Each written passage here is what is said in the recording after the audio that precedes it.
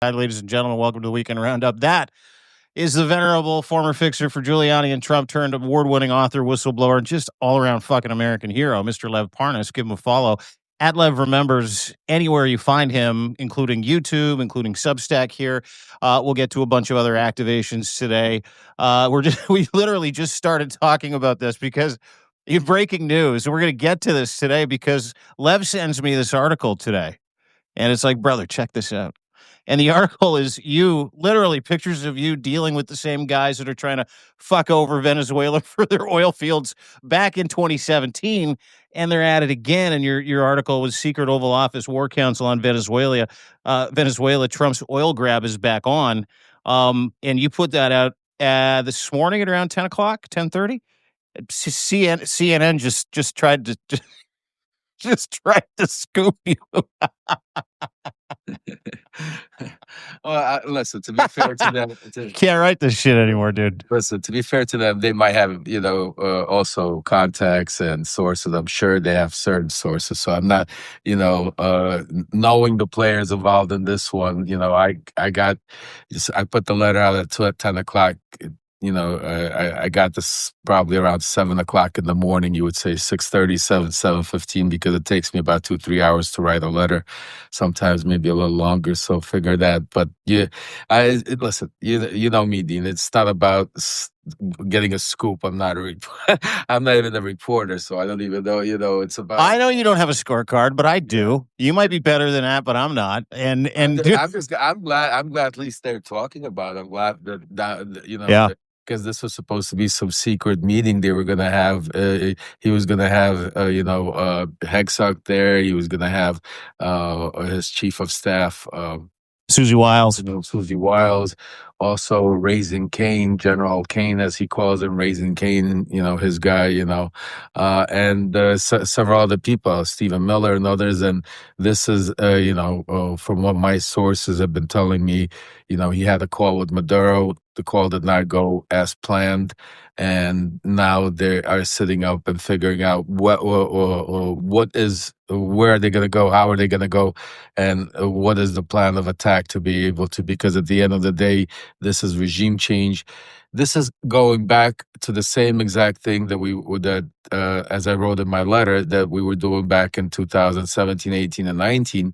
Actually, in 19, it all came to a heads up when Rudy went after our call with Maduro. Rudy goes to the Oval.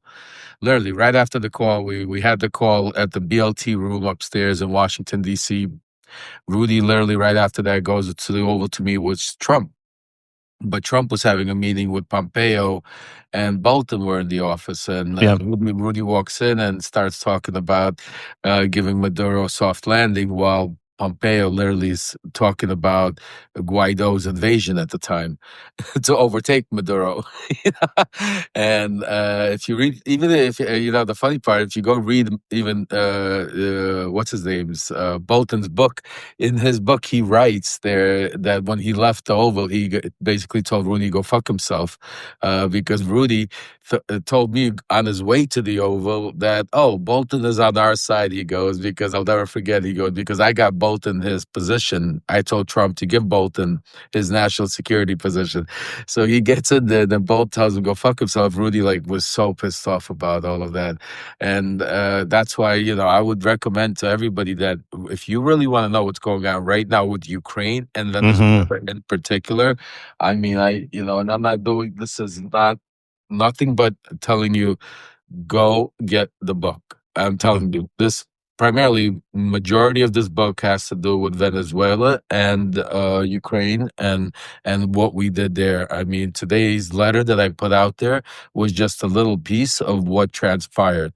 I mean, what's happening in Venezuela right now, some of you asked, you could get it at levremembers.com. That's levremembers.com. You could go pick up the book. You could get it autographed, not autographed, up to you. But definitely you want to make sure, especially with the holidays coming up, it's a great gift, but it's also a great read to make sure you understand exactly what's going on, what's happening both in Ukraine and in Venezuela. Because it's not about trying to, better the people in Venezuela. It's not about, America first. This is about oil, folks. This is about Venezuela is basically an oil haven. They have probably some of the biggest, if not the biggest, reserves, oil reserves, untapped. Company Americans have been going there, like Chevron and others, for years, decades, making money, going back and forth. And the old Trump regime, the first Trump regime, there were some very powerful Republican donors. We won't mention their names yet. We'll have some more time to get into that part. But approached me, and because they also thought they had a real good relationship with Bolton, but Bolton was anti Venezuela and wanted to really invade. You real war hawk. Hit Mhm. those hearts, folks. Hit those hearts, because you need. Nobody's talking about this. I could promise you this. Yeah, yeah, this has been happening for many years, and we have one of the architects of this plan on this show, and he's detailed it in that book, which I have, and everybody needs to rush out and get Shadow Diplomacy. So I co-sign that. You're not going to hear any of this anywhere else today, and we're talking obviously about the inside meeting, the Oval Office secret war council for oil in Venezuela. We'll get to a couple of letters, including Maduro's letter to OPEC today, and a couple of other pieces. But what Lev is recounting is the game plan, and that game plan is in shadow diplomacy. So continue. Sorry, I didn't mean to interrupt you. I'm just trying to co-sign and set the scene for everybody because, as always, you and I start a Substack live, and we start by laughing halfway through a conversation because that's what we do. Yeah, no. I mean, if this wasn't as really serious, and if this wasn't, so important to, you would think this was a comedy show because of the way it's taken place and stuff. Mhm. But in reality, people are dying. I mean, you're seeing people getting killed. Are you hearing me fine? Is the Yeah, volume yeah. fine? Okay. Yeah, well, it's better with your headphones on if you got them. If you can put your headphones on, that'd be Yeah. great. Give Yeah, me a yeah, second. yeah. Yeah, your earbuds. Yeah. Earbuds. Yeah, he's getting his earbuds, but we're doing the weekend roundup. Everybody for just joining us. This is what happens. We're talking and then we go live. This is the authenticity of Substack Live. Is why I love it. But Lev's piece today, and we're going to lean into Ukraine. We're going to lean into the Miami meeting. He's got inside information from Ukraine, from the people on the ground, from the people that were in that room about what went on. And if you saw Steve Witkoff's face, you know that they're in trouble because of the shenanigans and the wealth transfer they're trying to pull as they try to sell off different parts of Ukraine. But we're dealing with Venezuela because these are things that Lev was involved with intimately during the first term of Trump's administration or the Trump regime. And now, of course, we're back at the well, so we're getting the explanation for it. So he has a phone call with Maduro this weekend, doesn't go well. Then he starts telling everybody online. Donald Trump starts telling everybody on Truth Social Media that he has closed Venezuelan airspace. Pilots and anybody, pilots and everybody in the area. If you're a pilot, if you're a kite flyer, if you have a hot air balloon, stay away from the skies of Venezuela. Your time in the barrel is now. And the White House put out a picture of him in a Venezuelan army uniform from like the 1800s. That was all AI, and it was just as big. And then it shows, Trump putting out White House things. We're warming up the fucking B-52s. It's like it was just a full-on, media assault. But we're getting the down and dirty now because there is this war council that you talked about, Susie Wiles, a whole bunch of different assholes that are in the room with Donald Trump. So let's get to that if you can. Take us through that real quick. Not real quick, Yeah. at length. It's fucking beautiful is what it is. Just think about, is this better, by the way? The Oh, so earbuds? much better. Yeah, yeah, yeah. Okay. Thanks. Okay. I got it. Okay, great. So, by the way, just think about it. He closed the airspace. He closed the waters. He's killing. I mean, Hexec is literally ordering. I mean, this is just some serious. I mean, people are going to go. A few more months, folks. As soon as the Democrats, hopefully, with God willing, if we continue doing what we're supposed to, spreading the message and putting the pressure and going out there, take the House. I mean, this is beyond war crimes. I mean, what the Hexact, ordering civilian deaths, and think about what he said. This is very important. The double tap, because the only countries really that use double tap is Russia, countries like dictatorships, because that's not something that you do as part of the war, America, whatever the alliance is, because that's just strictly murder, folks, because it's literally, it's what Russia's doing in Ukraine right now. They'll hit a building, they wait until the paramedics, till Yeah. the ambulances, till everybody shows up, and then they'll hit it again. It's called double tap. Same thing what Pete Hegseth did is basically, they hit a boat, and there were survivors in the water. Instead of picking Clinging up to the these boat. survivors, right? Instead of picking up those survivors, they, basically shot at them again, to kill all the evidence, take away all the evidence, and and Well, and Hegsack, to your point, I'm calling him Hegsack now too, which is funny. Thanks to you and Michael Cohen. I used to call him Nutsack. Now it's Headsack. Hegsack said, "Kill them all." yeah, And you have now a whole bunch of former JAG officers, Navy lawyers that are like, they wrote a letter the other day, and they're like, "That's murder. You fucking murdered people. We have a maritime law that says they are not a threat to you clinging to fucking a piece of a boat in the water." And Hegsack says, "Kill them all." That is now he is officially being investigated by a bipartisan committee, the House Arms Committee. I don't know if you know that, the Senate Oversight Committee for yeah, Arms, absolutely. and his time is in the fucking barrel. Like, this is also a good news story. We're giving you the inside, but to your point, these guys are so stupid. They fucked it up so bad.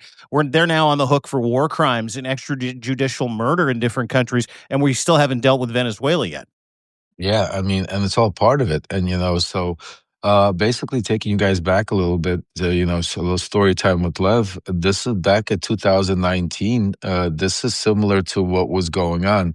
But back then, see the difference, and this is the most important thing you're not going to hear on any television. You're not going to hear any pundit. You're not going to hear anything. I'm going to tell you right now, which is very important. That's why you need to pass this on and send it as far as wide as possible. The difference between then and now is back then Maduro wanted to leave. Maduro was trying to negotiate. Maduro wanted a soft landing. Maduro wanted to get out. All he wanted to do was keep his money. He wanted some of his inner circle to also not be indicted for drug crimes. And they wanted to get sovereignty in the United States. In return, he was willing to give a free elections, basically give up the farm. Back then, it was about money, and he was willing to negotiate. And we tried to set it up twice. What a lot of people also don't know is it wasn't just that phone call. We also, when Maduro actually was in in 2000, I think it was 18 or 19, or I don't know, remember, he would there. We had the United Nations meeting, and Maduro was allowed to show up. We behind the scenes, me, Rudy, were trying to set up a meeting, and Trump was there, and they were supposed to meet. There were reportings about that. That was us trying to set up the meeting with Maduro and Trump behind the scenes, because Maduro was adamant, because one of the donors, big Republican donors, which I won't name the names yet, but you've seen his picture, happened to be basically, Maduro used to call him my grandson. And that's who we were able to get those 2 billion barrels of contract through Maduro for giving him the soft landing. For those of you that read the letter or haven't read the letter, make sure you go, because you see, we actually signed the contract. We actually had 2 billion barrels of oil. The only difference is we were not able to get Maduro a soft landing because Bolton and Pompeo jumped in and, initiated Guaido's invasion at the time, which basically stopped the whole thing. Yep. So, but now it's a different Maduro. Now it's a Maduro that for the past 6 years has been cozying up to not only Russia, China, North Korea.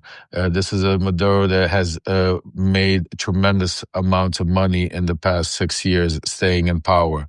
This is a Maduro now that is also has alliances in there, like Cuba originally, but now also because of Donald Trump with what's it called, Colombia, which he before he didn't have. So it's a different Maduro, where now Maduro, and this is why the phone call, what I'm hearing, didn't go as planned, because if this was Trump getting on the phone with Maduro 6 years ago. Right now, Trump would be coming out doing a press conference saying Maduro's leaving. I got it taken care of. We're going to have elections. Everything is beautiful. I stopped another war. But you didn't see that happen. What you saw happen was Trump come out and say, yes, we spoke, and that's all I'm going to tell you about. And that's why today I got a call early in the morning. I think it was like 7 o'clock or something like that, basically telling me that he's holding a war council meeting inside the office Oval later on today, and part of it is to figure out how to strategically go in there without basically going in there wiping out half the country, but trying to, because the first plan right now is to grab Maduro. If they could shoot him, because we already have assets on the ground, we already have CIA on the ground, we already have boots on the ground that people don't know about. So right Oh now, yeah. the plan is to be able to grab Maduro, and if they can't do that, then what's the contingency plan? Because now it's a full force plan. But the other thing, Trump is also now has to counterplay, because Maduro, like I said, Maduro is not by himself. He has the China. He has a lot of Yeah, China warned the military. United States this weekend. They're like, "Hey, don't invade, don't invade Venezuela, and don't put our investment and our involvement with that government at risk, because we will help them." Right. Oh, well, not only that. Well, Maduro wrote a letter, I think today or yesterday, to OPEC, basically saying that the United States is literally trying to take us out because they want the control of the oil. I mean, it's blatantly in black and white. Maduro wrote the letter to OPEC. You can't make this shit up, folks. So that's where we're at. I mean, that's where we're at. Later on, they're gonna have this meeting. I'm gonna so stay tuned. Make sure you subscribe. Actually, make sure you become paid subscribers of both me and Dean, because later on we're going to do a special Substack live once this meeting takes place. We'll do some Q&A. We'll do some stuff. So make sure, stay tuned. Today is going to be a busy day. I have probably about 6 shows lined up today, from YouTube to Substack to about all the stuff. And we didn't even get into Ukraine yet, because most of it had to do with Ukraine until early this morning. Most of the media still hasn't caught up to this Venezuela stuff yet. CNN just literally started talking about it. So nobody else has been reporting on the Venezuela stuff yet. It will be coming later on today, and is going to become major news as this starts leak, because a lot of it right now, the media, it hasn't linked the Hexec attacks on and the killing with the with what's happening today with the meeting they're taking place, and the Oh, players dude, but behind that them. hang in. That's definitely part of this meeting, because I was talking to someone yesterday Yes. and this morning after I chatted with you. They're not just going to sit and talk about how they can invade Venezuela and not make it look too bad, and make it look like it's regime change, and not make it look like they're going after rare earth energy oil fields in Venezuela to give to his friends and enrich his friends. It's what they're fucking doing, number one. But part of this meeting is we are in fucking trouble. And if you've been paying attention to what Pete Hegseth has been doing in this bombshell report and these JAGs that have come out, opposed to, and not just opposed to, but effectively saying Pete Hegseth is murdering people on behalf of Donald Trump, giving illegal orders, and he's doing it to give the perception that Venezuela is sending these flotilla of fucking drug boats over the United States, which is not the fucking case at all. And that's a huge part of this meeting, as I understand. But what are you learning? I'm going to give you a bigger scoop. We weren't even going to go into this right now, but I'm going to give you, Fucking love bigger uh, scoops. I'll put it to you this way. It's not a scoop yet, because it's not, you're right. Part of the meeting is this, but I was the one that always said Hegseth isn't going anywhere. None of this. Uh, but what I'm also hearing is Trump was really pissed off with what transpired. And the first sign that I saw that there might be trouble in the water when it comes to Hexac. This doesn't mean he's gone yet, because remember, there to replace an idiot like that that will follow your orders blindly and do the things he's doing in the State Department. I don't think he could even find somebody like that. So I'm not saying he's gone, but if he's going to be gone, this is as close as we're at an opportunity because of the legal criminality involved. Yeah. Because Trump also understands that if the Democrats take the House, if he can't be able to steal it or what, that people like Hexet are going down right away. And so today was the first sign, or last night actually, when he was on the plane. See, and I'll give you guys a little tip because I know him very well. Is he gave you the first hint that he might be walking away from Hexet a little bit? Is when he was asked about that. His response was, "Oh, I know nothing about it. I don't think Hexec meant. Oh, I don't really know what's going on." He didn't defend him. He didn't stand there and say, like always, if you remember, they would ask about strikes. He was, "Oh yeah, fishermen are scared." Before this was the first time he backtracked. First Mm-hmm. time he basically backtracked about killing or wiping out, and he even said, "I wouldn't do that." This is the first time. Yeah. If you go all of this, And he also said Pete just told me he didn't do that. right, and Even after they said they did that. right, he said Pete wouldn't want that. I wouldn't want Pete. So what I'm saying to you, this was the groundwork that if he has to walk away from him, this is already you're gonna. This is the first stages of him then saying like, "Who the fuck is Pete Hegseth?" I think It's I saw him crazy. I on think Pete Fox. I Hegseth think is going to turn into you. Who the fuck's I Lem Parnas? yeah, I think I saw him on Fox maybe one time or something. I mean, I listen. heard he likes girls on the younger side. Yeah. Yeah. I I have mean, no idea who he is. so, but again, I'm not sure. I wouldn't bet against it. I mean, if I had to say, we're maybe at 20%, because again, you would have to replace him, and right And now, see, here, you said something earlier to this point, Lev. Lev Parnas, my dear friend. You said something earlier that made me laugh because I'm like, you're fucking right. You're like, where is he going to find another guy that dumb to follow him into the fucking fire? He can't. right, That's Pete Nutsack's only fucking currency right now in the Trump regime. him, yep. And not only him, but his whole crew that's in there are all going down. Wait a That's why second. You telling me Kash Patel isn't qualified to be the FBI? That's why when people tell me, "Oh, Cash is like when MSNBC report or MS Now, whatever they call themselves, Yeah. broke the news that Cash Patel, Trump is looking to fire them." I literally was crying. I called Ali Vashi. I said, Tell your people that don't listen to those sources. Those are not good sources. Those are leaks. You're being set up. Cash Patel ain't going. Where's he gonna find another moron like that? Are you kidding me? Where's he gonna find somebody like that that's willing to, that doesn't that's I mean that's running Yeah. around, doesn't even chasing us, doesn't even know where he's going. All he cares about is young girls now, private jets. He has this whole army of And what was interesting though, just while we're on that whole Cash Patel and that the FBI business, one of the things that I've seen that somebody uncovered, maybe it was Ellie. I don't know if it was you, Ellie, or somebody. If Ellie's with us, I don't know. I don't want to give. I want to give credit to the right person, but somebody I saw uncovered, and I'm trying to find. I'm looking into it, but there were emails actually in some FOIA. Somebody had a FOIA request, and and there was an email there that there was a request sent to Dan Bongino Yep. to scrub the Epstein files. See that big centerpiece that was blacked out of that email too? Did you see that?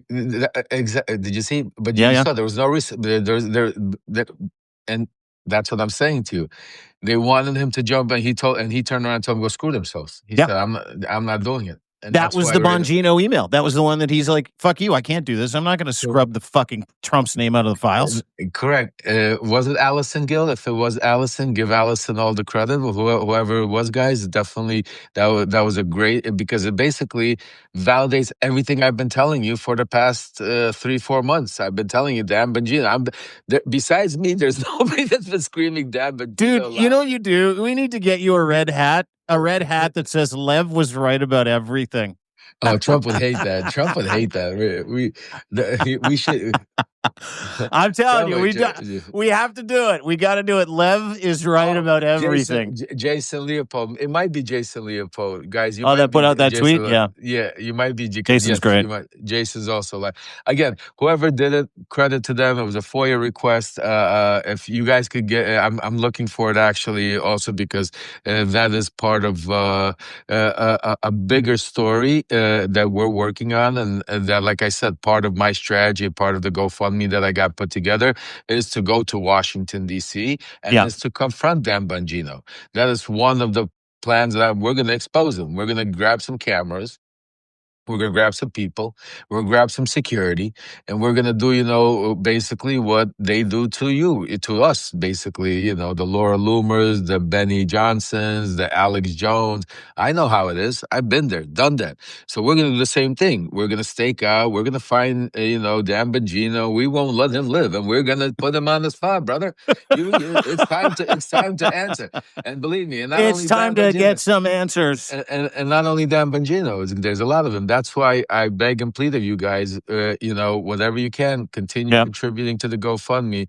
If you have, let me put it out there because, I hate to Yeah, promote, please. but this is something extremely important, guys. No. Listen, people have answered the bell. I mean, they've really gone to your GoFundMe to build this media partnership, this company. We're going to go and take this to the people, take it to Dan Bongino. We're going to go to their homes. We're going to go to their places of work. Lev is going to present himself in front of these people. Lev is going to advocate for victims of the Epstein files. Lev is also going to ask for accountability, and then he's going to go up to these people and he's going to tell them what they're doing and how it works because he was the guy that fucking started the whole thing, right? Absolutely, dude. You don't even say, here it goes. Guys, I just put it up there. Please make sure you pass it around, send it around. And I want to just say, for those of you guys that already contributed, thank you. God bless you. Thank you so much. For those of you that can continue, there's also a button there. You could do it a monthly, thing. This is something that's extremely important. This is our mission, folks. So, every little dollar counts, a dollar here, a dollar there, because this is not a one-day thing. What we're planning on right now, and just to give you guys, if I can, Dean, to give them everybody Yeah, please. update. Right now, we're in the process. We found an incredible group that is basically going to be able to help handle setting up from the basically the bookings, the travel, the actual marketing, what getting out on all this Content writers, media, copywriters, social media managers, that kind of stuff. Yeah. all that stuff, but also people that know exactly that what I'm trying to do. They're on the same page exactly. This is not a far left group, not a far right group. This is a group that understands exactly what I'm trying to target. They understand exactly. So I'm just waiting for a proposal from them. It should be coming this week. In the meantime, also, guys, if you can put up there our what's it called, the volunteer hotline. We have a volunteer hotline set up, folks. It's 11 PTTP at Proton mail. Proton mail, yeah. Not proton mail, proton.me. So it's at lev pttp at proton.me. Okay. For those of you that want to volunteer, help out, thank you, Courtney. Exactly, perfect. Thank you, guys. Spread that, because this is a full out. We're going from all angles. Everything counts. And for the next 2 months, for next month and a half, next month, it's already December. I feel like I'm still in November, October. It's fucking crazy. It's December already. I know. Right. So it's already December. So this month we're just gonna keep building, and doing what we're doing, spreading the message. Oh, excuse me. But come the game plan, come January, we're going to hit the road. Come January, the game plan is going out there, start also going, and the first plan of action is to be able to go into all of these races for the midterms. That's our first line of attack, is to go all of the midterm races.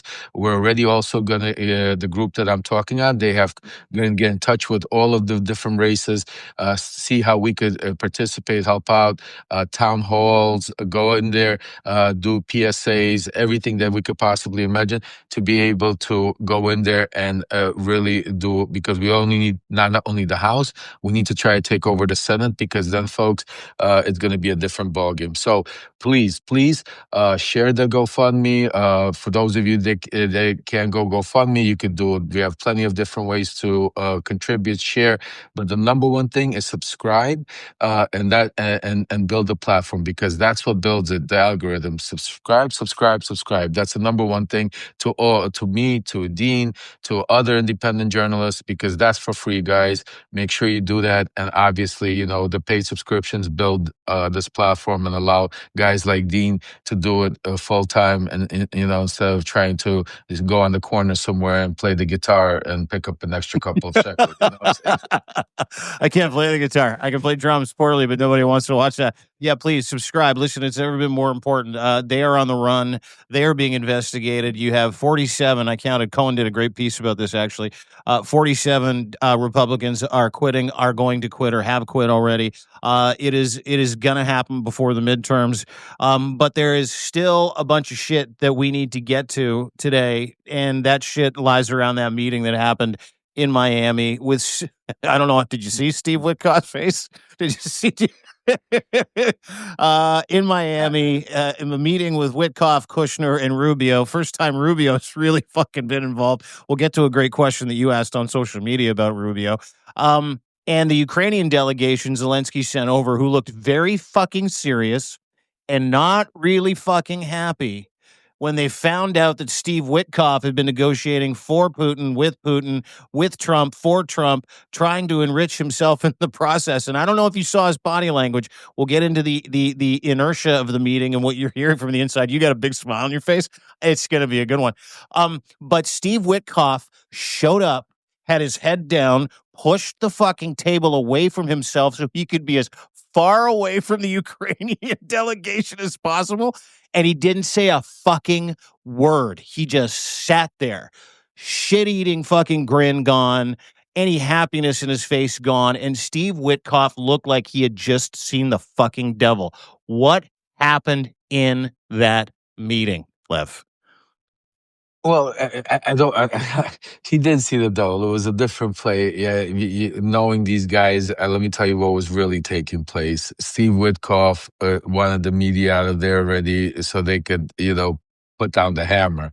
There was a lot of things going on. First of all, the meeting took place in Steve Witkoff's private golf course that he built in Hollandale, Florida. It's called Shell Bay. That's the first thing. So Steve Witkoff had it on his terms and his billionaire golf club, so they came to his terms. Second of all, you have to understand this was more for show because of what was taking place. There's two critical things that happened. Right before this meeting, the person that was supposed to be at this meeting was supposed to be Andrei Yermak, who is the chief of staff to Zelensky. The day before, he resigned under the right now during a major corruption scandal that is being put into Andrei Yermak. Quick, just basically a notification. I'm not defending Andrei Yermak one way or the other. That's a conversation, and I talk about that with the Dems also. And there's a time and a place for everything. But this investigation and the timing of this investigation was not because of what Andrei Yermak did or did not do. It was done because the Russians and the same players involved that wrote the letter, the media is, by the time they catch up to this one, guys, the guy that behind this is Andrei Yermak. Not Andrei Yermak, excuse me, they're all Andrei Derkach.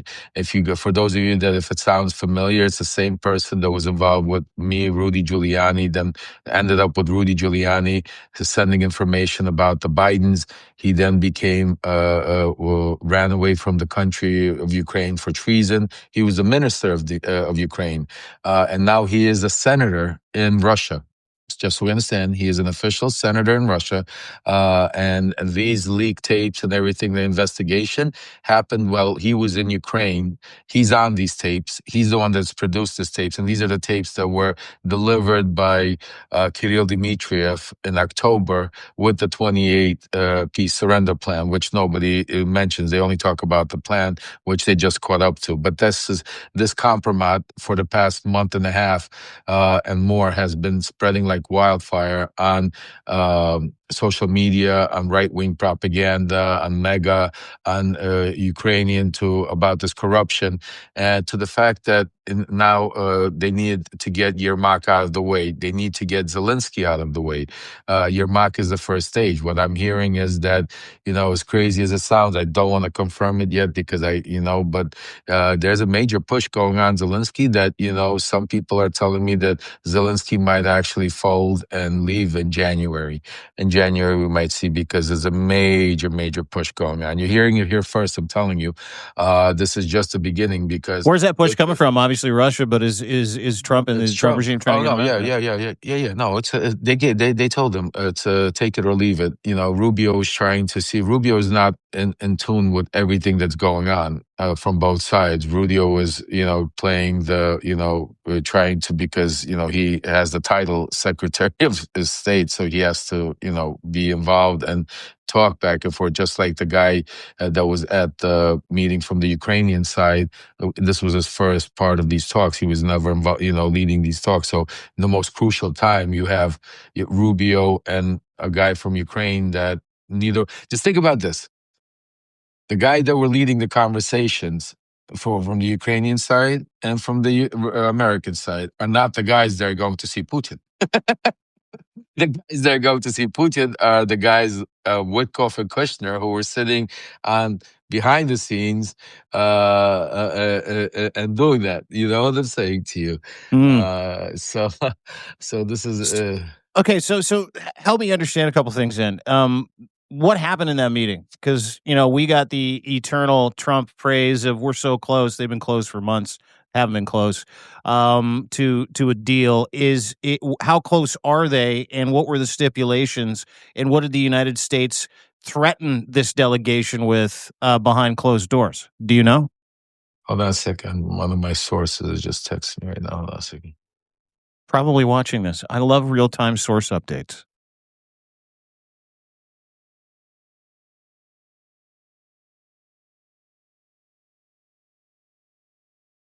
I'll let you know.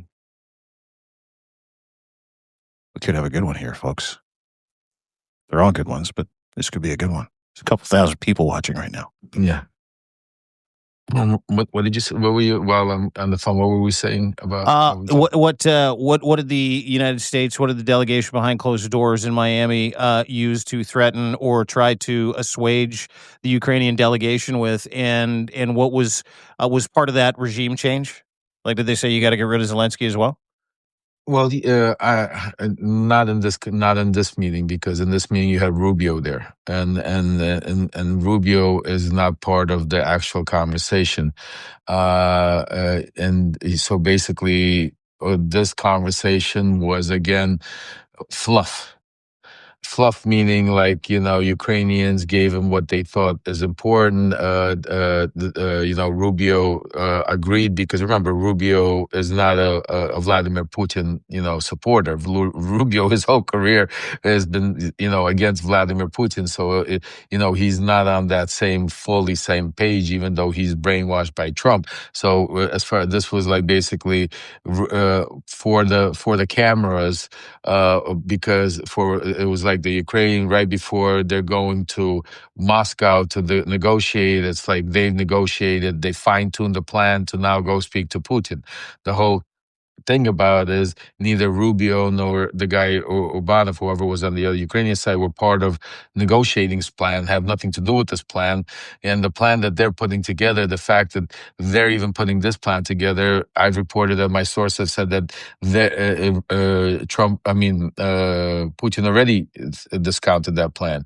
You saw the New York Times reporting, finally talking about everything I've been saying about that the Kushner and Witkoff and others, another person they talked about Gentry Beach, Yeah. about, which is somebody that is Donald Trump Jr.'s, I know him also well.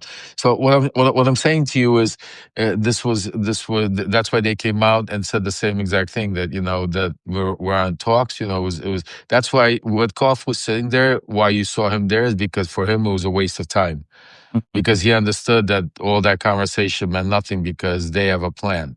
Their plan is to take out and get rid of regime change, which they started now. This was the backup plan. I reported on this 6 months ago. They first offered to do the elections.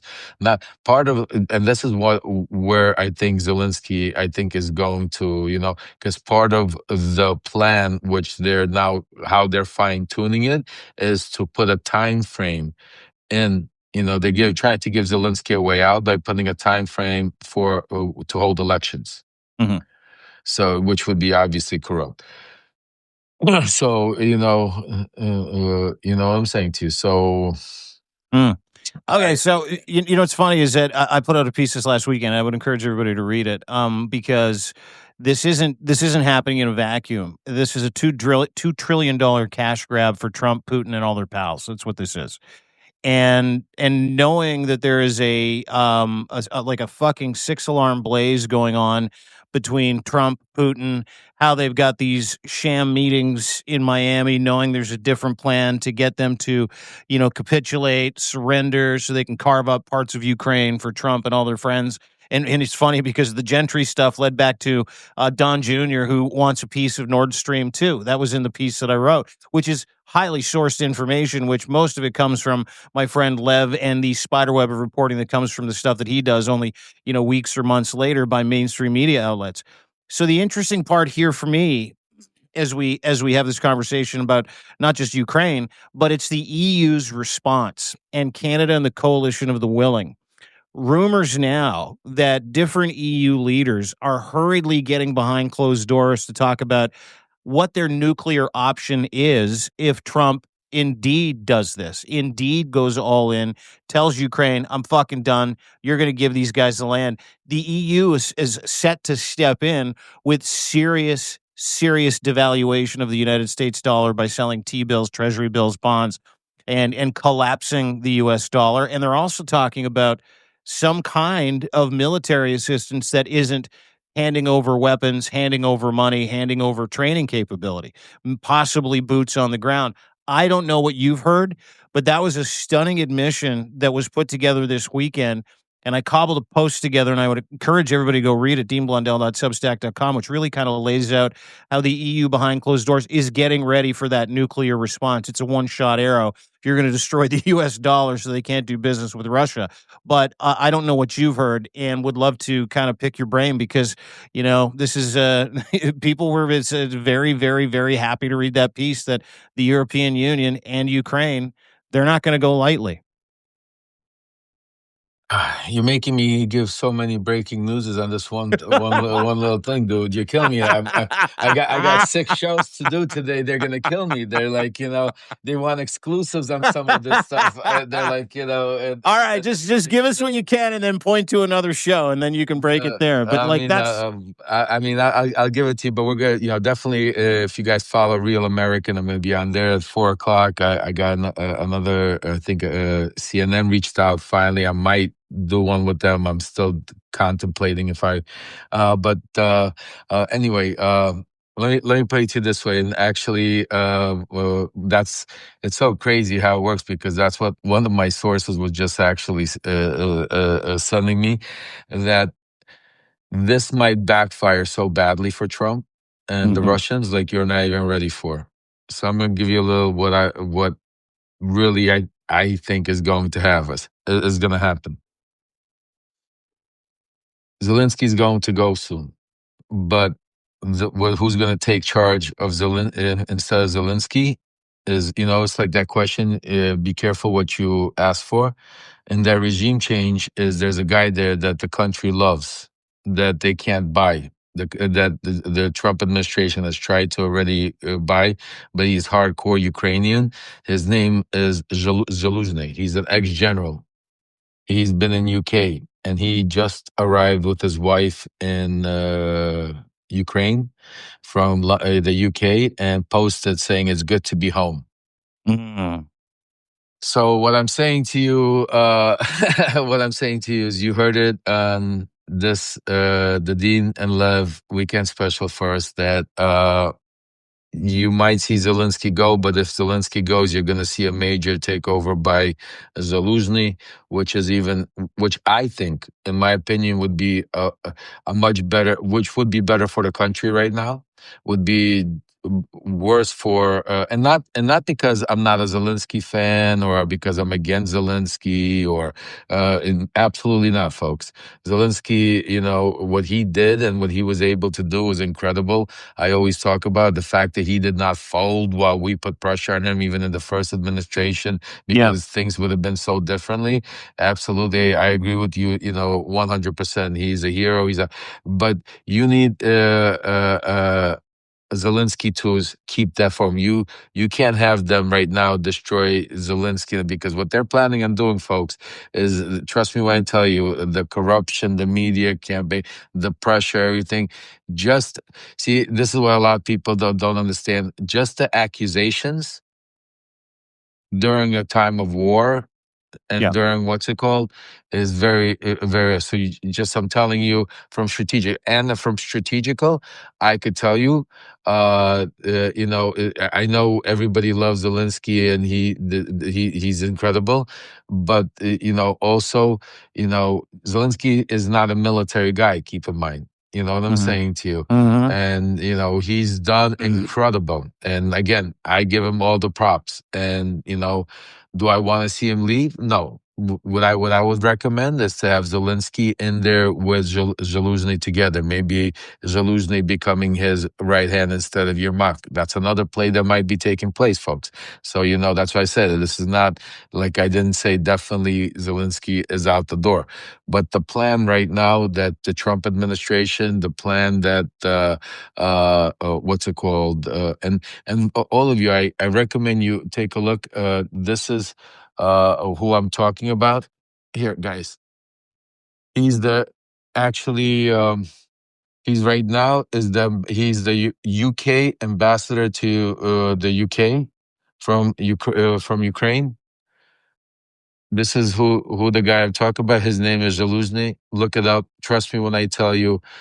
This is he's an ex-general. He's currently the U.S. ambassador to the Hardline UK. Ukrainian nationalist. Yeah. Oh Yeah. my, yeah, no. He is somebody, and the people of Ukraine love him. So Love it's him, not man. like, yeah, so it's not like, I'm saying to you, if God forbid Zelensky is pushed out and Trump is successful in doing what he's doing, pray that we get Zelensky in there, because otherwise, they will put in a pro-Russian government in there. So that's the plan, and that's what is going to take place. What they're going now to Moscow is basically carve it up. Basically, try to figure out again, Nord Stream 2. You got gas, oil. That's part of, also keep in mind, part of these conversations have to do with Venezuela, because Russia and Venezuela, the shadow fleets of oil that goes back and forth, this all ties together. So that's why when I say to you folks, shadow diplomacy, that's why when I tell you, if you have a couple of days of reading, it's a quick 2-day, 3-day read, and I promise you, when you read this, you'll understand what's happening right now between Venezuela, Ukraine, Russia, and the Trump administration, because it goes back then. It didn't just start today. This is just now it's progressing. Back then, we had safeguards, you had guardrails, whatever you want to call it. They're all out the window now, and now it's going to go forward. Well, yeah, now it's a race. Now it's a race before impeachment, a race before he loses the House, a race before the Epstein files drop, a race before Russia's economy collapses, which is why you're seeing this full court press. And it's not just chopping up Ukraine, to your point. They're going to go do business with, American interests and Russian interests. There's RFPs on the table to take over different aspects of, or partner with Russian oligarchs and Russian mob bosses on businesses to reopen the economy. That's the ultimate goal for them too. Just to kind of go through this and explain to everybody what we're talking about is this is a European-led military plan B, and Zelensky is coming back because the EU and Ukraine are like, listen, we need to bring you back into the fold. We need someone serious because they don't plan on fucking giving up, which is incredible news. Everybody should be able to kind of look at that announcement or that idea or that tweet that he's coming back, nice to be home, with absolute hope if you're a Ukrainian. But the absolute worst case scenario is a one shot economic nuclear option that the European Union, Canada, Spain, other countries, Japan, China, holders of trillions in United States debt, they're getting ready. If Donald Trump abandons Ukraine, partners with Putin, announces anything silly, there is a proposal on the table to devalue the dollar en masse to sell all those U.S. Treasury bonds. And I'm telling you right now that this is something that Donald Trump does not want. This is something that investors and oligarchs in the United States and Russian oligarchs that have pounded all their money into the United States, they do not want. And for them to have this conversation, like I said to you earlier, dude, it's a one-shot arrow. They could collapse the United States economy in a matter of weeks. A matter of weeks. So go and read that piece if you can, because it really gives you some insight, not just into the bombshell that we're talking about, not just the make money, not war stuff, Wall Street Journal and Lev's incredible reporting for the past 2 months, 3 months, 4 months, 6 months, whatever.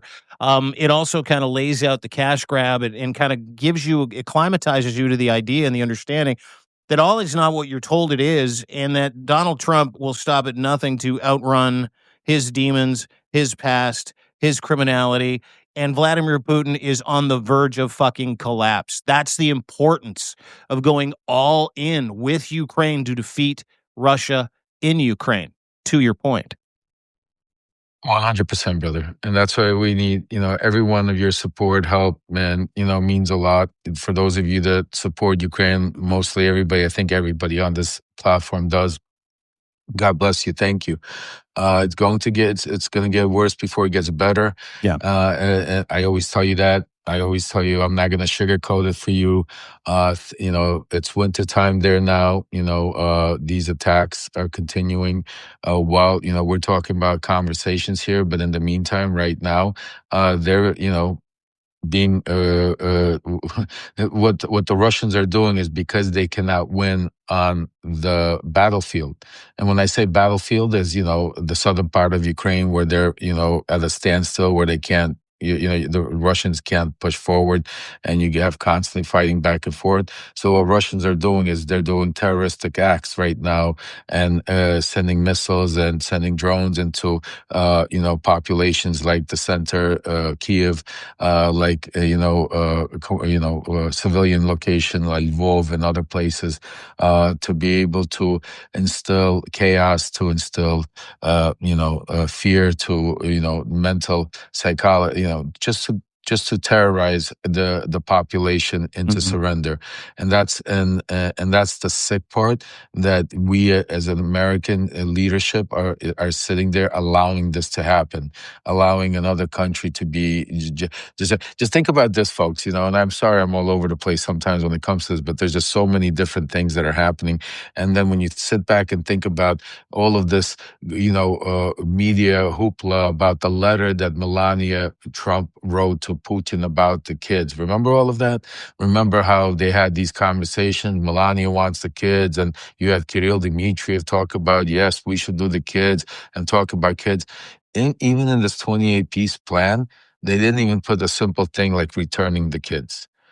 Like returning the kids. I mean, something simple like that. Just what's it called? Linda, the books are going out. We just got a new shipment, and I apologize. I saw your tweet. I know my wife is actually literally went right now to the mail to the mail service and sending books out. We got a whole bunch in right now, so definitely before the holidays, I would order them now because we just got a new shipment in. So Linda, you will be getting yours any day. So I am sorry for the delay. It's not me. It's it's the way these, you know. No, just blame your wife. That's where I thought you were going with this. It's not me. It's the wife. I would never blame my wife. Are you kidding? She, if it wasn't for her, I don't even know what I would do. Like Yeah, me too. yeah, she's incredible. But Yeah. yeah, no, what were we saying? I'm sorry, I got caught off with the book. Oh, we're talking just the importance of what's going on right now and keeping your head up and supporting the community and making sure you subscribe. It's super super important. Listen, we are on the verge. The good guys are on the verge. The bad guys are on the run. If you want to brass tacks it, and the reporting from people like Lev Parnas, Ellie, Zev, Midas, everybody involved, Joy Reid, who's just done an incredible job. Waj staying on this. This is a corrupt regime that is. I think I'm on Joy later today also, Are you and on Joy? Waj, by Okay, the way, great. and Waj, I think. Oh, you got it all going on today. I But think so. it's the importance of subscribing. It's the importance of sharing. It's the importance of understanding, and getting that book, Shadow Diplomacy. But not just that, reading the content and really immersing yourself in what Lev is trying to explain to people because he's done this before. He sees the roadmap. He was the roadmap. He created the roadmap for what we're seeing, not just happening in Venezuela, but what we're seeing in Ukraine. And what we're seeing now is the fact that it might not fucking matter with a guy like Zaluzny coming in. He might just look at the United States and go, "We're done with you." And that's what the entire world is clamoring for. That's what Canada's done. That's the pride of my nation, and I fucking love the fact that we've got a prime minister that's like, "Hey, has Trump called you, Mark?" And he's like, "It doesn't matter. Like like we don't care anymore. We're just doing business, right?" That's what needs to happen in Europe. That's what needs to happen in Ukraine. That's what the Europeans, exactly. The Europeans, the problem with the Europeans is they keep, if right now Donald Trump turns around and says something like waves the magic, carrot and says, oh, you know what? Macron or, Merkel or, come to the White House. I have an idea. They'll run like puppets. And then he'll give them some bullshit, and they'll come out there saying how great Donald Trump is and how we, praise him and everything. If they would all just turn their back and say, you know what, screw you. We're just gonna go do our thing. Look, we don't want to fight with the United. Nobody's saying you have to be adversary. You know what I mean? Nobody's saying be adversary to us, but you can just turn around and say, "Screw, we're not gonna praise you. No, we're not going to praise you. You wanna tariff us? Tariff us. You want to tariff the whole, you can't tariff the whole world. You know what I'm saying to you? And if you're going to, people are going to just, if everybody would stop, but you got people folding, and Yeah. that is the problem. You got people that are bowing down, and you're seeing the same thing playing here in the United States. Just think about what happened the very first day he came into office. You saw from Bill Gates, the guy that MAGA said that as soon as he gets into office, that they need to hang, that they Yeah. need to literally Nuremberg. Gotta kill him. Nuremberg trial. Bill Gates was sitting right next to Donald Trump. Mark Zuckerberg, who threw Trump off of Facebook. You know Yep. what I'm saying to you? Yeah. Basically, during this war, sitting next to Trump. Not only sitting next to him, remember that hot moment when he asked, "How did I answer? Did I give you enough? Oh, you want me to give you a couple hundred more million? Was that good?" Like, just think about how people are buying, and that is why he's able to. Because I always say, all of these dictators, all of these authoritarians, and all of these leaders, false so-called leaders like Trump, they can't do it without enablers. That is why. That is why I'm saying that's why. Take a look at history. When these dictators fall, what happens to the enablers? They go, it's like they go right down. They're gonna. I promise you, They get they're all gonna be arrested. screaming. They're all gonna be screaming and saying, "But the president told us to do it." But it was like, our Constitution rights. They're And you know all what? Can gonna we be. just talk for a second? I can't wait for that moment. Like one of my favorite things was when the J6ers were screaming on social media. But we did this for Trump. He promised to save us. Like he promised to save. In the end, he did. But my God, it is coming for every single fucking human being involved with him. It is coming for everybody that he's making run interference. He's coming for everybody that he's running shadow diplomacy with. Every single person that has enabled Donald Trump to murder fucking people in the middle of the Caribbean, to abandon the people in Ukraine, to self-enrichment, self-entitlement. It's fucking coming. And there's like Pete Hegseth, like Tulsi Gabbard, like anybody who, like Lev Parnas, anybody who gets, who gets into trouble doing what he wants them to do for him.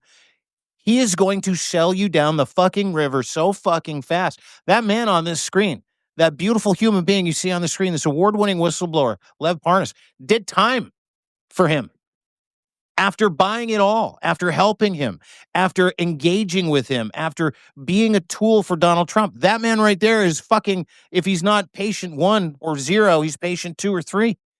So keep that in mind. If you are watching this and you're helping Donald Trump and you're part of the cabal, it's going to get way worse for you than it got for Lev Parnas or Michael Cohen or anybody else that's done time for him. Paul Manafort, Rick Gates. I mean, the fucking list is on. Papadopoulos. How many people? It was like 84 people from his previous regime that did time or received a sentence. Like 84 fucking people. And he is unbridled right now. Unbridled. He pardoned all of them except for You. Dude, I'll let you go. I'll wrap this up. Weekend roundup. We had 2 big stories to get to today. I think we did most of them justice.